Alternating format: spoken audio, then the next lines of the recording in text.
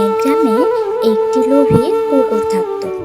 একদিন লোভী কুকুরটি গ্রামের বাজারে কসাইয়ের দোকান থেকে এক টুকরো মাংস চুরি করে নিয়ে গেল। তা দেখে কসাই তার পিছু তাড়া করতে লাগে। কিছু দূর তাড়া করার পর কসাই তার নিজ দোকানে ফিরে আসে। অন্যদিকে কুকুরটা ভয় পেয়ে প্রাণপণে ছুটতে থাকে। অনেকটা দূর যাবার পর সে পিছু ফিরে তাকিয়ে দেখে কসাই তার দিকে আসছে কিনা। কাউকে আসতে না দেখে সে তার গতি কমিয়ে ধীরে সুস্থে হাঁটতে থাকে। কিছুক্ষণ পর সে এক ছোট নদীর ধারে এসে পৌঁছায়। তারপর সে নদী পার হওয়ার জন্য সেতুর উপর দিয়ে চলতে লাগে। হঠাৎ নদীর পরিষ্কার জলে তার প্রতিবিম্ব ভেসে উঠে দেখে। সে সেদিকে তাকায়। লোভী আর বোকা কুকুরটা মাংস মুখে নিজের প্রতিবিম্বকে অন্য একটি কুকুর মনে করে।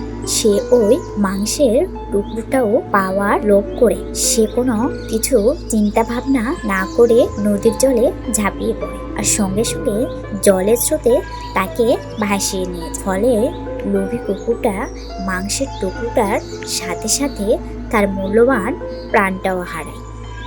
গল্পের শিক্ষা: অতি লোভে তাঁতি নষ্ট।